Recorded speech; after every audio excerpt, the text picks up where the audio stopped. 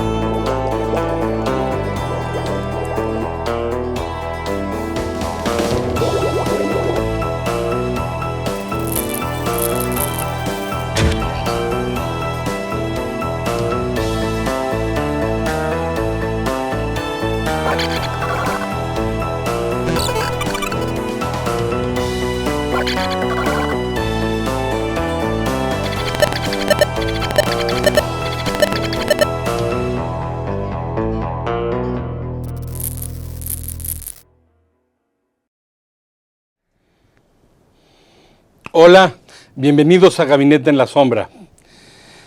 Pues hay dos países donde van a ocurrir elecciones. Bueno, en unas ya ocurrió la primera vuelta en Colombia y en Brasil próximamente, me parece que en noviembre, ocurrirá una elección. Y estos dos países son estratégicos por su situación económica, por sus condiciones geográficas y por el, digamos que nivel de desarrollo que han alcanzado. Por supuesto me refiero a Colombia, que tuvo ya la primera vuelta este pasado domingo, y a Brasil, que tendrá elecciones pronto, como habíamos mencionado. No obstante, vamos a empezar primero a platicar de Colombia. En Colombia se ha dado una situación muy interesante porque un candidato, un exguerrillero que representa a la izquierda, es la tercera vez que se lanza como candidato a la presidencia de la República.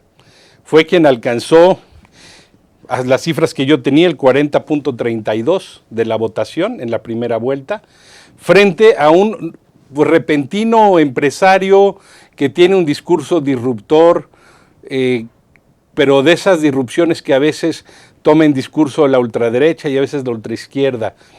Combate a la corrupción, todos los partidos políticos están mal, además de que ha ofrecido temas interesantes como la pensión universal para gente de la tercera edad, lo cual es un punto que han tomado muchos países de izquierda, de centro izquierda en la región. México empezó con el actual presidente de la República cuando era jefe de gobierno. Lo tacharon de populista en su momento, pero después todos los gobernadores de todos los partidos políticos asimilaron esta pensión para gente de la tercera edad y ahora también en México ya es a nivel universal y ya está plasmada en la Constitución. Bueno, pues el señor Rogelio Hernández, que es el competidor de esta derecha populista que surgió de repente y que algunos dicen que es un artilugio del establishment que representan Pastrana, Uribe y el presidente actual, Duque, dicen que es una invención de ellos para precisamente llegar a la segunda vuelta con este segundo lugar, y el candidato de ellos, el que sí es objetivo, tradicional, el que está definitivamente con ellos, que es el señor Federico Fico Gutiérrez, me parece, ¿sí? Federico sí. Gutiérrez, es quien alcanzó el tercer lugar y pues lo que hizo fue decir que va a apoyar al segundo, a Rogelio Hernández. Me imagino que no quieren que llegue la izquierda. Hay una cuestión importante además en el tema del señor Petro, que es el candidato de la izquierda, el exguerrillero del M-19, que es su candidata a la vicepresidencia, que es una mujer afrodescendiente, que es Francia Elena Márquez. Francia sería, si llega a ganar esa fórmula, la primera mujer afrodescendiente en pues llegar a ser vicepresidenta de un país latinoamericano. Bueno, ya Kamala Harris es afrodescendiente también y es vicepresidenta de Estados Unidos. Me parece muy interesante ese punto. Sin embargo, parece ser que, como lo denominan algunos sectores de la izquierda, el cártel de las contrataciones públicas, como le dicen en Colombia, pues no quiere que sea Gustavo Petro, el presidente de ese país. En la segunda parte hablaremos un poco de Lula da Silva y cuáles son sus pretensiones frente a Bolsonaro en Brasil. Quiero agradecerle a Sara, que está con nosotros. Sara Tamés, consultora política Te agradecemos muchísimo que estés con nosotros aquí en Gabinete en la Sombra para platicar de esto.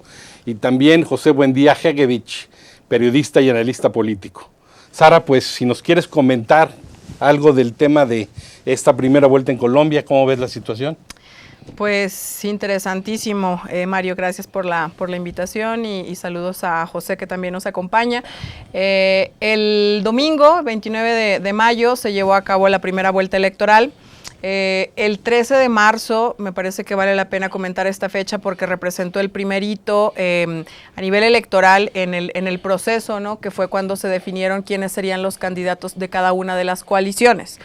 En ese momento del proceso, Petro venía con una avanzada, con una tendencia que recaía en los 4 años previos de elección que había hecho, ¿no? Después de el último proceso electoral donde quedó de segundo en la competencia contra Iván Duque, se mantuvo en el escenario y esto le permitió llegar con una fuerte preferencia y contrastada con la división de los candidatos, de los casi 20 candidatos de las coaliciones, pues entonces fue un punto de ventaja. Sin embargo, el 13 de marzo, que ya empiezan a salir Fico, sale Fajardo, ¿no? Salen cada uno de los competidores. Fajardo de centro, ¿no? Me parece el Fajardo de centro, sí, siempre de centro y siempre como muy neutral, ¿no? En sus posiciones, de hecho, en sus posiciones políticas.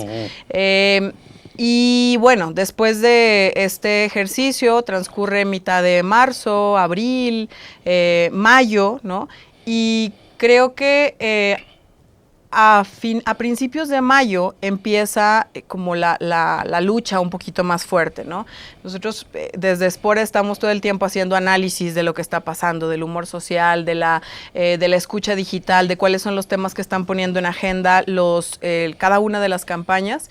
Y se notó muy claro el pico de conversación alrededor de los negativos que le estaban buscando instalar a Petro en principios de abril, que se dio en el marco de una coyuntura que no sabemos si que fue un error de parte de la campaña o no de Petro, pero fue cuando su hermano fue a la Picota a conversar con algunos de los que estaban encarcelados, ¿no? Y esto... ¿Qué es la Picota? La Picota es una cárcel, ¿no? Una cárcel donde pues hay muchos de estas personas que han sido acusadas de participar en estos grupos que tan mala fama tienen en Colombia porque están vinculados al narcotráfico. Entonces, de ahí se agarró la campaña de derecha para poder decir, oye, pues cómo es posible que este señor traiga conversaciones con estas personas y miren lo que nos espera y todo lo que pudiera sembrarse alrededor de una ideología de izquierda, ¿no? Muy ligada también a la línea de Venezuela, ¿no? Del chavismo. Del chavismo totalmente, ¿no? Y que es el discurso con el que siempre han buscado enmarcar a Petro desde la línea opositora, ¿no? Bueno, el M-19 siempre simpatizó con Castro, siempre estuvo muy cercano a Fidel Castro, de ¿no? hecho, Petro ya en este último proceso electoral como que se mantuvo mucho más serio, ¿no? Así al respecto no dijo nada porque entendió que son cosas que no conviene decir, ¿no? Aunque él pudiera tener cierta afinidad. Bueno, en Perú lo mismo hizo Amalao Llanta. Para la segunda elección en la que participó, se quitó la boina roja, ¿no? Y se puso mejor el traje. Sí, pues van entendiendo que el tema es de no ser radicales, ¿no? Porque en este momento, y lo hemos platicado en estos últimos días después de la elección, ¿no? El pleito no es de ideologías. Se trata de un paradigma entre continuidad y cambio, pero anti-establishment. Entonces, quien representa este concepto, que en este caso son los dos, tanto Petro como Rodolfo Hernández, representan este cambio, ¿no? Esta ruptura con las estructuras que habitualmente estaban o están y seguirán. La verdad es que ese es un tema que no es que cambie de un día para otro, ¿no? Algunos decían al principio, el uribismo se ha muerto. No, o sea, se debilita sin duda alguna. Las estructuras políticas, por supuesto, que reciben un golpe al momento de que pasa a segunda vuelta un personaje que tiene un empuje grande gracias a la visibilidad de las redes sociales. Sin embargo, existirán seguramente estos apoyos políticos hacia Rodolfo, y él tendrá como reto, ahorita platicaremos más sobre esto, pero mantener cierto margen y distancia alrededor de ello, pues porque esto también le puede pesar, ¿no? Pepe, José Buendía Hegerich. Oye, esto que nos comenta Sara de esta parte del proceso en Colombia. Bueno, pues volvemos al tablero latinoamericanista del que hemos estado hablando desde hace mucho tiempo en Gabinete en la Sombra y en grupos de análisis y seminarios que hemos organizado, de que, bueno, Colombia es una pieza esencial en este tablero porque, pues precisamente Colombia la juega mucho con Estados Unidos y precisamente Uribe. Qué curioso que Sara nos diga el uribismo, ¿no? Para representar a la derecha o extrema derecha de Colombia, que parece pues que él se ha apoderado de esa marca registrada. Pero parece ser que estamos en el tablero, Pepe. Por supuesto también Brasil, si llega Lula como ese acontecimiento futuro de realización incierta. Pero parece ser que en Colombia esta invención del señor Hernández, que de ser alcalde de Bucaramanga, una ciudad colombiana, de pronto salta a la palestra y de pronto pues lo va a apoyar el candidato Fico, el candidato del uribismo. Entonces, ¿cómo ves todo este proceso de el tablero izquierda-derecha en América Latina, Pepe? Pues muchas gracias por la invitación, Mario. Coincido en varios de los puntos que acaba de mencionar Sara. Yo creo que el domingo lo que vimos fue en efecto un voto contra la continuidad de los partidos tradicionales que vienen manejando el poder en Colombia y contra el status quo. Fue un voto por el cambio y contra el sistema de partidos, pero no necesariamente un giro a la izquierda, o aún no podríamos afirmar eso. Creo que mientras no gane Petro, ¿no? Claro. Exacto. Está claro que hay una necesidad de cambio y que hay un voto en status quo, y eso sí lo inscribiría en una tendencia más amplia que comienza a reproducirse de un país de América Latina a otro, y que tampoco es extraño después de la devastación que ha dejado la pandemia en una de las zonas más desiguales y con mayor concentración de riqueza en el planeta, y en el que además las estructuras políticas han dado muestras cada vez más claras de que han sido incapaces de adaptarse a los propios cambios y las demandas de la población en la región. Y yo creo que todo esto, en efecto, ha levantado lo que vimos el domingo, un golpe contra los partidos tradicionales. Quizá es temprano para hablar del fin del uribismo, pero sí, por lo pronto, podemos asegurar que el golpe que recibió el uribismo el domingo pasado es el más fuerte que ha recibido y que lo pone en una situación muy, muy comprometida y con un futuro absolutamente incierto. Sin embargo, el voto de la continuidad no podemos asociarlo solamente a un giro a la izquierda, porque se ha manifestado a través de un candidato con un discurso populista, antiinmigrante, misógino, que podía seguir la estela de muchos otros. El Trump colombiano le dicen a Rogelio. ¿Te refieres de Rogelio Hernández, no? Rodolfo. Ajá. Rodolfo Hernández. Rodolfo Hernández. Sí, exactamente. Y además creo que él es un símbolo, es una imagen muy clara que representa pues justamente el voto contra la clase política. Es un candidato que se ha hecho esfuerzos denodados por no parecer de la clase política, por no venir de los circuitos de la clase política, a pesar de haber sido, como tú recordabas, alcalde de Bucaramanga. Y un empresario inmobiliario que dice que vino desde abajo, ¿no? Que se hizo desde abajo, self-made, la historia del self-made, ¿no? Es un poco esa historia de el empresario hecho a sí mismo, que por cierto hace fortuna con la especulación de terrenos, logra que le vaya bien, hace gala incluso de desconocimiento no solo de su país, sino de las estructuras políticas para gobernar, ofrece llegar a la presidencia y gobernar por decreto y acabar con todas esas limitaciones que existen, como los tribunales, que por cierto está citado para comparecer por asuntos de corrupción antes de que termine por el tema de proceso su hijo, electoral. precisamente, por un tema de su hijo. Exactamente. Entonces, bueno, tiene todo este perfil de el candidato outsider que viene de fuera y se enfrenta al sistema y ofrece eso, ir contra la clase política como si fuera ese el único obstáculo para lograr la prosperidad y recuperar el futuro de una nación. Mientras que Petro, pues lo que representa es, no es tanto esa lucha contra la clase política, porque recordemos que Petro está en la clase política desde los años 90, ha sido legislador, ha firmado reformas constitucionales, claro, etcétera, pero él sí representa un cambio de orden económico y político y evidentemente un cambio de orden hacia la izquierda.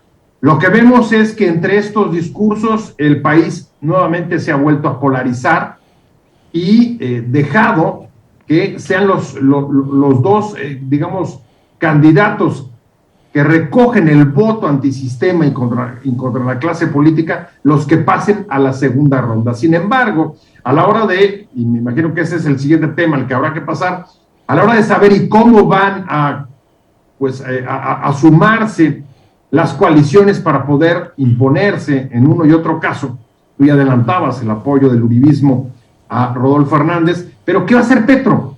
¿Cómo va a lograr sumar y cuál va a ser su estrategia para alcanzar la presidencia en la segunda ronda? Esa es una pregunta que mantiene la elección en el aire y que todavía es de pronóstico reservado. Bueno, quizá le haga como lo hizo Boric en Chile, correrse un poco al centro. Quizá Petro se tenga que correr un poco al centro para lograr eso. En los últimos sondeos estaban indicando que va a ser un cierre de película. Sara, yo quiero comentar algo contigo importante.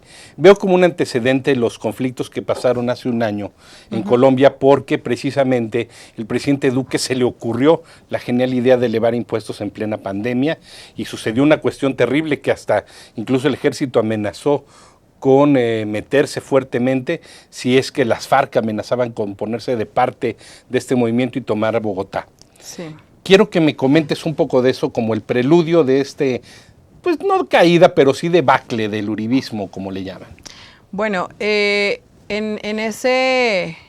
año pasado hubo un boom, ¿no? Que no es el único que tuvo Duque, ¿no? Previo a eso, un año antes también hubo una serie de protestas. Pero el año pasado particularmente tuvo un impacto porque no solamente salieron los jóvenes a protestar, ¿no? Sino como era un tema de pegarle al bolsillo, ¿no? De las familias, pues obviamente la impopularidad de la propuesta no hizo en lo absoluto sentido para los colombianos, sobre todo en este marco de la inequidad en la que vive, en la que se desarrolla el país.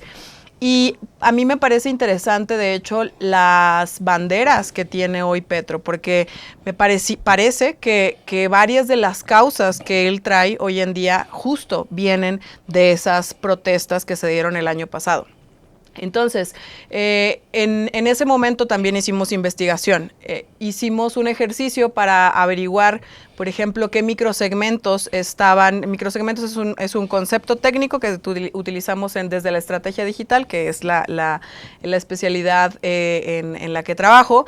Y encontramos que cuando inició el proceso presidencial, Iván Duque traía aproximadamente 8 millones de personas apoyándolo abiertamente en la sociedad red, es decir, las personas que están conectadas al internet.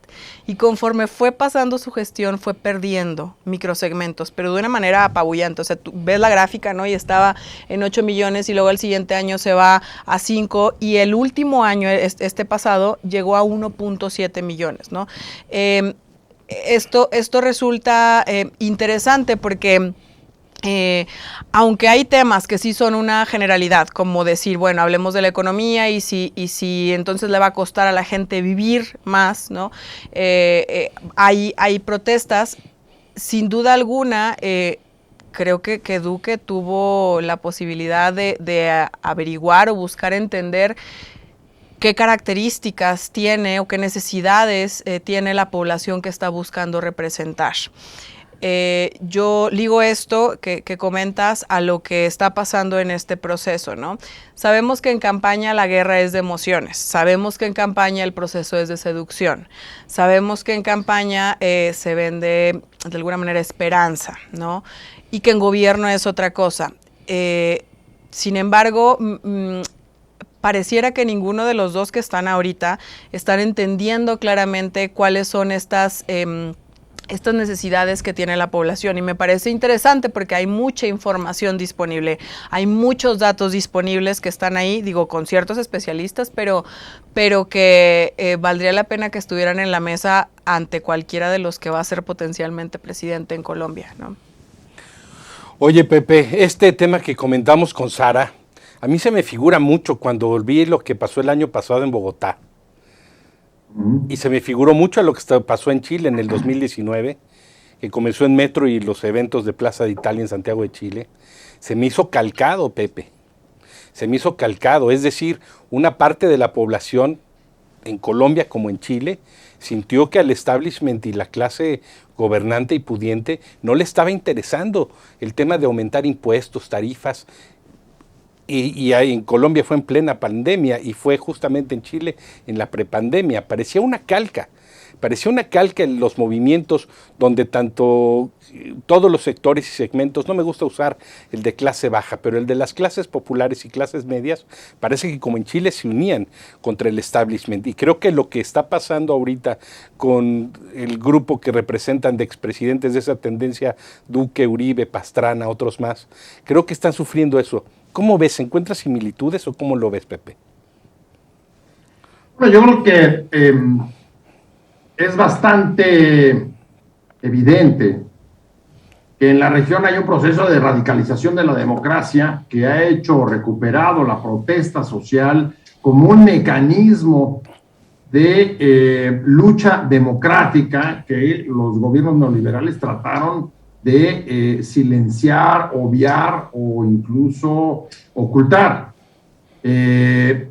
Toda esta radicalización, parte de la característica central que tiene es colocar el conflicto social en el centro de la vida política y por tanto del proceso democrático, que antes se dejaba pues, un poco a que fueran las fuerzas de mercado, los criterios economicistas que resolvieran cuando hubiera contradicciones dentro del sistema. Y esto lo vemos a lo largo de América Latina, cada día es más difícil de procesar de esta manera porque los grupos sociales cada vez más golpeados por la crisis, con mayor desconfianza hacia las instituciones, con liderazgos cada vez menos representativos, y de ahí la lucha contra el status quo y contra los partidos tradicionales, están tomando un papel mucho más activo dentro de cada una de las sociedades. Y en ese sentido creo que pueden ser las similitudes entre Colombia y Chile.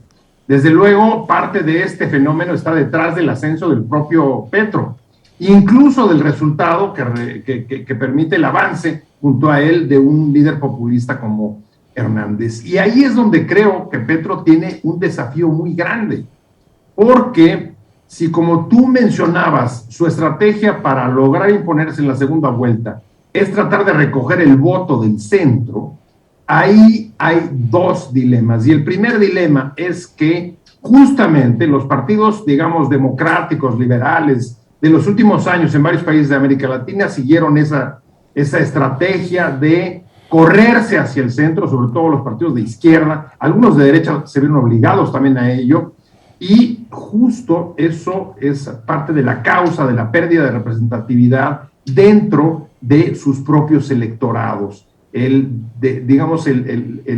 desilusión que muchos líderes de izquierda generaron dentro de los propios electorados y en sus propias bases.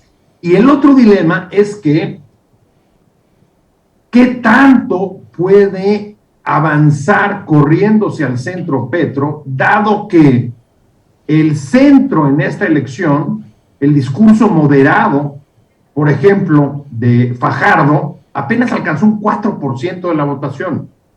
La polarización que dejó esta elección prácticamente ha desaparecido el centro. Entonces, bueno, serían muy buenos esos votos en un cierre de película, Pepe. Serían muy útiles los votos de Fajardo, quien ya dijo, por cierto, que cada quien vote como quiera. Sin duda serían sin duda serían buenos. No cabe la menor duda. Pero ¿qué tanto de ese 4% moderado de indecisos puede recoger Petro? ¿Qué tanto de ese 4% puede sumarse a la petrofobia que van a desatar la coalición de derecha que se va a aglutinar alrededor de Hernández? No me queda muy claro eso. Oye, Pepe. Entonces, sí, dime, Pepe, adelante. No, te escucho, perdón. Mira, yo quiero decirles a Sara y a ti que regresando del corte comercial, platicamos un poco más de Colombia, unas conclusiones, y pasamos a ritmo de samba al tema de Brasil, ¿no? ¿Querías comentar algo más antes de Colombia en términos del corte, Pepe? No, muy bien, vamos a corte. Muy bien, ahorita nos vemos, no se vayan.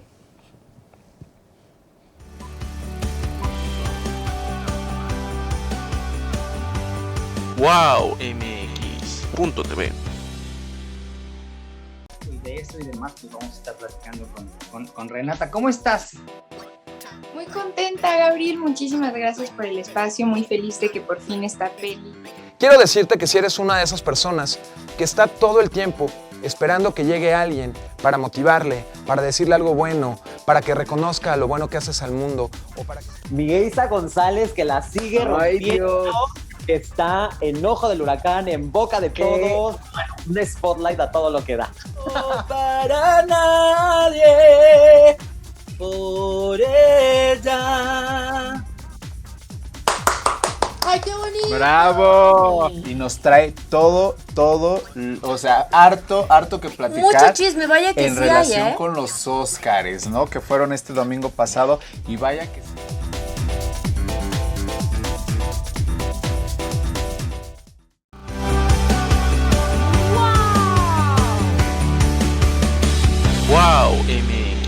wowmx.tv. Es así, hay que cuidar la alimentación para cuidar el cuerpo, hay que hacer ejercicio, hay que entrar en procesos de meditación, de una atención consciente, continua y constante de nuestra mente, ponerla en... Puede propiciar colaboraciones entre un diseñador y una marca ya establecida y fuerte.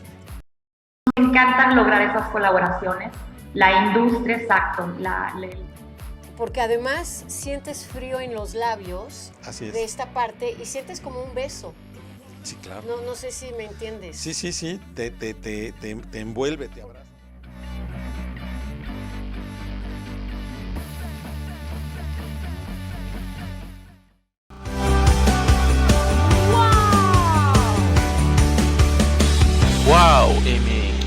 wowmx.tv. Empieza a demandarte a ti como mamá, más como realización como mujer y como persona, y eso nunca lo debemos olvidar. Entonces sí llegó un momento que sentí que ese equilibrio estaba completamente del lado de mamá y me estaba olvidando de mí y cuáles eran las cosas que a mí me daban satisfacción y felicidad, y en esa parte estaba también mi carrera, que era muy importante para mí. También entonces, tú, entre la lástima y a lo mejor gente ruda que tenías en tu familia y la situación personal, ¿no? Yo te preguntaba, si bien ya estamos en un siglo en donde pues el divorcio es algo muy común, todavía en muchas familias y en muchas, digamos que círculos familiares, existe el tema de, ya la dejó el marido, ya es una quedada, vale menos. Entonces, en tu caso, ¿cómo lo viviste ahora?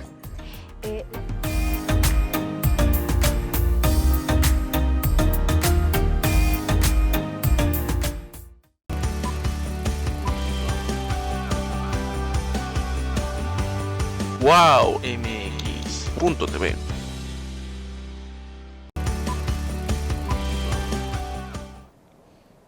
Hola, bienvenidos de nuevo a Gabinete en la Sombra. Hemos tenido un problema para la caricatura de Fernando Morales. Vamos a ver si lo podemos resolver de aquí antes de que termine el programa. Pero, como siempre, ustedes saben que vamos a hacer una cápsula de cortes comerciales porque lo que dice adentro es muy, muy interesante. Ahorita le queremos preguntar a Sara que nos comente cuál es el asunto. ¿Es una buena arma electoral Francia, la candidata a vicepresidenta afrodescendiente, Francia Elena Márquez? ¿O qué pasa ahí con ese tema? Porque parece que muchos votos, sobre todo de afrodescendientes en Colombia, que son bastantes, simpatizaban con ese punto. ¿Cómo ves, Sara? Bueno, mira, depende para qué segmentos estemos buscando hacer esa conexión. Sin duda alguna se incorpora a Francia pues por todo lo que representa, ¿no? Por las luchas sociales que ha abanderado por tanto tiempo, por la propia carrera política que ella tiene. La del año pasado, que fue de una de las líderes, ¿no? Así es, por sus propias incluso características físicas y su historia de vida, ¿no? Que resulta bastante interesante, sobre todo en un país como Colombia, como bien lo dices. Y quisiera hacer alusión a uno de los estudios que tenemos. Cuando estamos en proceso de entender una elección, construimos algo que denominamos las fracturas, ¿no? ¿Qué es lo que parte el imaginario colectivo de una sociedad? Entonces, entendiendo que el 52% de la población que está conectada a Internet, porque es como el tipo de investigación que hacemos, está consciente o inconscientemente a favor o en la línea de la izquierda y el restante en el de la derecha, pues entonces uno está muy, muy cerquita, vaya, es muy poca la diferencia entre la izquierda y la derecha, pero esta población que sí va con la izquierda, que van desde los estudiantes universitarios, desde los empleados del nivel de recursos socioeconómicos bajos, ¿no? Y pensionados, etcétera, pues tienen una tendencia a sí buscar identificarse con un personaje como Francia, ¿no? Lo interesante ahí es que no con todo mundo conecta, ¿no? Que está este grupo poblacional que está tendiendo hacia la derecha y que quería también mantenerse en la continuidad o que las cosas se quedaran igual, y entonces ya con ellos no existe esta conexión o esta suma ideal que la campaña de Petro está buscando. Pero sin eufemismos, temas de discriminación racial en una parte de la población que no les agrada Francia por ser afrodescendiente. Esa es una, sí. Discriminación por un lado, y también hay algunos temas de machismo, en la conversación la otra discriminación sale el tema, sí, hay una cosa que dicen, ese tipo de personas, no. Pero de todas maneras es gente de los grupos y de los segmentos que tampoco se ve muy animado a votar por Petro. Que no votarían. Luego entonces hay ganancia porque sí, eso más cero por el otro lado, ¿no? Sí, sin duda le ha beneficiado el tenerla a ella. Aunque esté interesante los pleitos que se han dado al interior, incluso mediáticamente hablando, de pronto ella ha tenido ciertos comentarios políticamente incorrectos, ¿no? ¿Cómo cuáles? Como por ejemplo hablar de ciertos políticos que habían tenido guiños con Petro, ¿no? Y entonces de pronto yo decía, no, es que no nos conviene tener conversación con ciertos perfiles políticos que nos dañan nuestro proyecto, e inmediatamente salía alguien de la campaña a decir, es que esas alianzas que ya tenemos construidas no se tendrían por qué descalificar, ¿no? Entonces estos dimes y diretas que no estoy segura que se hayan amplificado tanto, ¿no? Nosotros más bien porque estamos monitoreando constantemente vemos eso, ¿no? Pero creo que en términos generales el proyecto de Francia sí ha sumado al proyecto de Petro. José Buendía-Hegevich, un poco para cerrar el tema de Colombia y pasar a Brasil. ¿Cómo ves lo que nos dice Sara acerca del tema de la candidata a vicepresidenta de Petro? Bueno, yo creo que esa candidatura fue una iniciativa muy audaz de Petro. Coincido con Sara en que ha sumado votos importantes, ha sumado sectores, ha sumado causas en la primera vuelta. Hoy, hacia la segunda, lo que me preocuparía es que ese sentimiento pues, un poco irracional que hay alrededor de la sociedad colombiana respecto del cambio que pueda representar en el orden económico y social Petro, acabe siendo más fuerte que la amenaza populista de Hernández, y uno de los elementos que ayuden junto con otros a incrementar el estigma o a enardecer todavía más esos sentimientos o esa petrofobia, sea justamente eso, los tipos de causas que están enarbolando, el que sea una mujer en una sociedad pues que sigue siendo bastante conservadora y machista, machista. Pues ahí está el discurso de Hernández. Hernández despega con un discurso absolutamente machista, que dice que no quiere que las mujeres estén en la política porque donde tienen que estar es en sus casas, por solo citar un ejemplo. Bueno, ese justamente es el discurso que puede inflamar el proceso hacia la segunda vuelta, y una candidata como ella puede ser, si además no tiene cuidado con los, digamos, con las taras culturales que todavía hay en una sociedad muy estratificada como la colombiana, pues suponer una desventaja para el propio Petro. Bueno, pues yo quiero comentarles, y también analogizando con el tema de Chile, que el gabinete con más mujeres en la historia de la humanidad es el de Boric en Chile. Y muchas de esas mujeres que ahorita son un exministro del Interior, de Defensa, jefe de gabinete, etcétera, estuvieron precisamente en las movilizaciones de Plaza Italia del 2019. Y ahora que ganó Boric, bueno, a 3 meses, la derecha y la ultraderecha chilena, si aquí lo hemos platicado con mi amigo Manuel Llanos desde Chile, que, bueno, es simpatizante de la derecha, pues quieren resultados, ¿no? Es decir, siempre estas izquierdas y las disrupciones, también sean de derecha o izquierda, generan sobreexpectativas y quieren su cumplimiento inmediatamente. Pues se me hace que en Chile pues no puede serse ipso facto, como aquel hoy que alguna vez dijo un presidente mexicano. Pasemos, Sara, ¿quieres comentar algo por último de Chile, de Colombia? De Colombia. Me parece que el cómo manejen, que el populismo va a tener un rol fundamental, tiene un rol fundamental en el proceso electoral de Colombia, que en este momento, si fueran las elecciones, ganaría Rodolfo Hernández y no Petro, que los siguientes días van a ser una oportunidad para que Petro haga algunas tácticas y estrategias de comunicación que le permitan superar esa desventaja que tiene en este momento, y que Rodolfo requiere superar este reto de que, más allá de hacer una empatía o resonancia, que es lo que ya logró perfectamente y de hecho como nadie en redes sociales en la historia colombiana, en la historia de las redes sociales en la política colombiana, necesita darle fondo a esta propuesta, ¿no? Para que estos miedos que también provoca su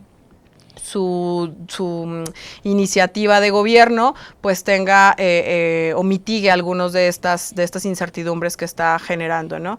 El dilema es cuál de los dos saltos al vacío en este momento va a ser menos peor, sinceramente. ¿Así lo ves tú? ¿Que sería Hernández o Petro saltos al vacío? Es un ambiente, a ver, es que ¿de dónde viene Colombia? Viene de una historia en la que sin duda alguna quieren cambio y quieren algo distinto, pero no saben hacia qué es lo que va a pasar con cualquiera de los dos, ¿no? Y eso no es responsabilidad también del establishment, que no le dejaron a la gente demasiadas alternativas. Al establishment le falta entender que no ha entendido muchas cosas. Así es. Yo creo que lo que dijo Sara me queda perfectamente claro. No entienden que no entienden. Pepe, un poco para pasar al tema de Brasil y Sara, quiero yo comentarles esto que lo hemos comentado también en otros programas de Gabinete en la Sombra, estudiando y viendo los temas de las elecciones y sobre todo la geopolítica en Sudamérica. A mí me gusta pensar simultáneamente en las elecciones, pero también en los movimientos geopolíticos que están ocurriendo en la región. Me llamó la atención que cuando fue precisamente la esposa del presidente López Obrador a Santiago de Chile a la toma de posesión de Boric, se le acercó Fernández, el presidente de Argentina, y le dijo que ahora que ganara Lula en Brasil, me refiero, otra vez reitero, acontecimiento futuro de realización incierta, se podría hacer un eje entre las economías más poderosas, los países más poderosos de la región, que sería este eje Brasilia, Brasilia, Buenos Aires, Ciudad de México. ¿Cómo ves, José Buendía, ese tema de que Lula llegara a la presidencia de Brasil? Recordemos que hace unos meses estuvo Lula en México y fue pues muy elogioso con el presidente de México y precisamente encaminándose rumbo a ese sentido de esa posible alianza, y antes de él estuvo aquí Dilma Rousseff. ¿Cómo ves ese tema, Pepe, sobre las elecciones en Brasil? Bueno, efectivamente Lula tiene muchas posibilidades de regresar a la presidencia de Brasil después de haber pasado, pues de no haber podido competir en 2018 y haber pasado por la cárcel. Los sondeos hoy nuevamente vuelve a tomar cierta ventaja que se había recortado en las últimas semanas y está pues cerca de 2 dígitos arriba de Bolsonaro. Sin embargo, todavía es pronto para poder adelantar pues algo que se ve como otra vez una elección de enorme polarización, de confrontación entre dos figuras antagónicas, opuestas, que representan proyectos muy distintos, y en la que Lula tendrá que superar, al igual que ocurre, y ese es otro fenómeno también que cruza distintos procesos electorales y distintos países, el mensaje del miedo, el mensaje o las amenazas de violencia.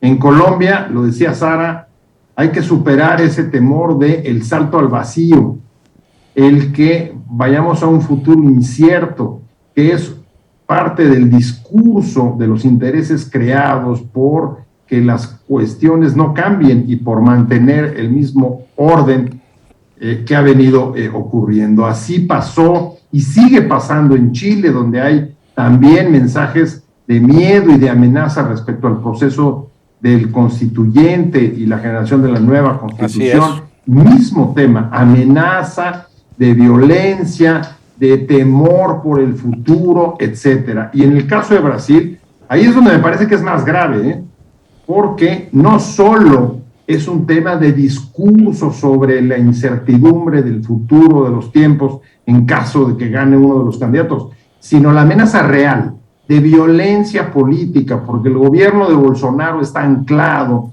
en las milicias con las cuales ha estado conectado desde los años 70. Recordemos que es un político que fue pues, cerca de 17 años legislador, y que además proviene justamente de los sectores del ejército, al amparo de los cuales crecieron estos grupos paramilitares que hoy tienen ya presencia dentro de la vida institucional, con cargos en las alcaldías y en distintas partes de los ejecutivos de las provincias, y que son un factor que va a jugar en el proceso electoral de Brasil, justamente como parte de esa amenaza de violencia política que a quien beneficia nuevamente es a quien quieren que las cosas no cambien. Bueno, hay un tema que quiero problematizar rápidamente con Sara y contigo, acerca de esos saltos al vacío. ¿Realmente son saltos al vacío? Si ganara Petro, no creo que hubiera mucho donde hacerse en términos de un proyecto económico. En su tiempo Lula siguió el mismo plan que hizo antes Cardoso de ese programa económico. El problema de Lula y del Partido de los Trabajadores fue un gran tema de corrupción y que lo vetó el ejército, y hasta que se quitó ese veto pudo salir de la cárcel y otra vez reinsertarse en el proceso político electoral de Brasil. Pero yo me pregunto, es decir, como decían los críticos de López Obrador, un salto al vacío, pues, están las cifras macroeconómicas, no se rompió ningún tratado comercial con Estados Unidos, al contrario. Efectivamente, la mediana empresa tiene ciertas reticencias porque no se han dado ciertas garantías para el sector privado, porque ha habido un cambio de ciertos paradigmas económicos en algunos puntos. Pero yo dudo que fueran saltos al vacío. Si ganara Rogelio, si ganara Petro, pues ya está muy amarrado el tema económico, está muy amarrado. Al contrario, yo creo que a lo mejor Petro podría ser una oportunidad como la de Evo Morales en Bolivia. Evo logró que pasara lo que nunca lograron gobiernos de derecha ni centro de derecha, Sara y Pepe, en Bolivia. Él pudo lograr que pasara de un país de pobreza a un país de renta media. Y ahí están las cifras, no lo estoy diciendo yo. Y todo el mundo pensaba que iba a ser un salto al vacío. Y sin embargo, cuando trató de reelegirse con la fuerza del ejército, no con la de los votos, el mismo ejército neutralizó a Evo, tuvo que venir a México y el que era su vicepresidente Arce es hoy el presidente. Realmente, Sara, no estamos asustando con el coco o estamos asustando a la gente con lo de saltos al vacío, porque yo veo que los proyectos económicos están muy amarrados. O sea, Boric lo primero que hizo fue nombrar de secretario de Hacienda a un hipermega tecnoburócrata para darle certidumbre a la inversión. ¿No crees que si ganara Petro eso pasaría? ¿Cuáles saltos al vacío? A ver, hablamos en términos de lo que está en este momento en la comunicación de las campañas, ¿no? Los discursos, las líneas que se están buscando instalar van alrededor de ello. Pero, por ejemplo, si hacemos un contraste entre Petro es una persona que está preparada, que tiene una carrera política versus un ingeniero que es empresario que pues viene recientemente incorporándose al escenario político, ¿no? Como Fox, ¿no? Sí, como Fox y como incluso Rodrigo Chávez en Costa Rica, que acaba recientemente de ser electo, y es un escenario similar en términos del perfil que tienen Rodolfo y Rodrigo Chávez de Costa Rica. Pero las propuestas de Petro son robustas versus propuestas genéricas de Rodolfo. Estamos hablando, por ejemplo, Petro habla constantemente de la institucionalidad, Rodolfo está hablando de debilitar o más bien como compactar el Estado colombiano, ¿no? Hay algunos analistas políticos colombianos que dicen, bueno, qué nivel de confianza o de fortalecimiento institucional va a tener entonces el gobierno con un personaje como Rodolfo, ¿no? Un poco de los temas que empiezan a preocupar y ocupar. Entonces, creo que acá el punto es identificar cuáles son los temas con los que en este momento se está jugando, pero va a haber un hito otra vez al momento de la comunicación y al momento de pasar a la transición y al gobierno, ¿no? Todos estos discursos que en este momento se estén buscando instalar, que además esta segunda vuelta va a ser una cosa va a ser la comunicación oficial, que va a tender a ser como, sí, de contraste totalmente, porque ambos van a buscar decir, yo represento el cambio verdadero y el cambio que yo represento es el mejor, pero gran parte de la campaña va a ser de miedo. Es casi lo natural que hacen los competidores de las segundas vueltas. Buscan pero en Francia, echarle uno y echarle a otro. Macron, ¿no? Sí, los saltos al vacío son las campañas de miedo, ¿no? Así es, o sea, es lo que se busca instalar, como porque la hipótesis es el miedo mueve más que la esperanza o el amor, ¿no? Bueno, eso Pablo Neruda diría algo en contrario, pero bueno, Pepe, a manera de conclusión más o menos de lo que nos ha comentado Sara.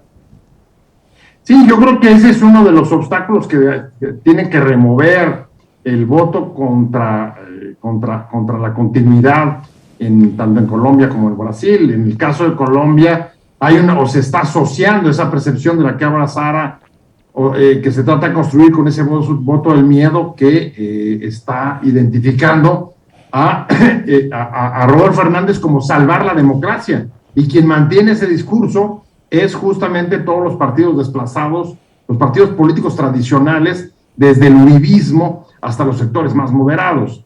En el caso de Brasil es un poco lo mismo, porque estas milicias asociadas a la lucha contra el narcotráfico y contra el crimen, acaba el discurso de la derecha por vincularlas también a la izquierda. Entonces, la amenaza de violencia política tratan de establecer un vínculo en ese salto al vacío, que no es no el salto al vacío, sino la percepción del salto al vacío o el discurso del salto al vacío. Exacto, tratan de capitalizarlo para generar ese temor del que hablamos. Entonces, me parece que está bastante cantado, no es la primera vez, y pues tendrán que desarrollar. En el caso de Colombia, tienen que desarrollar una oferta y un discurso suficiente para tratar de tranquilizar y disminuir la petrofobia, que es quizá el mayor enemigo que tiene Petro para llegar al poder, ese sentimiento irracional y de temor. Y en el caso de Brasil, pues Lula, y ahí me parece que tiene bastante más andadura, porque ya lo consiguió una vez, moderar los temores que pueda generar su llegada al poder, tendrá nuevamente, que tener una respuesta para las estrategias y tácticas de violencia política que no es difícil de pensar que puedan aparecer en la elección brasileña, a pesar de que en Brasil la violencia política no ha sido una característica de sus procesos electorales. Gracias, Pepe. Una muy breve conclusión, Sara. Híjole, bueno, Brasil, es interesante que ambos candidatos estén aludiendo al pasado. Lula está hablando de cuando de los momentos en los que él fue presidente, y Bolsonaro está hablando de cuando Lula fue presidente y todo lo negativo que trajo para el país. Entonces, me parece que hoy en día la ventaja la tiene Lula, pero si vemos los indecisos, acaba de salir la semana pasada la última encuesta en Brasil, los indecisos todavía representan aproximadamente un 15%, cosa que es justamente la diferencia que existen entre estos dos. No está nada cantado. Bolsonaro sabe también hacer muy bien campaña, sobre todo campaña de contraste y campaña sucia. Así que auguro que la elección va a ser un proceso que tenga que observarse en términos 360, no nada más en lo que públicamente ellos están diciendo.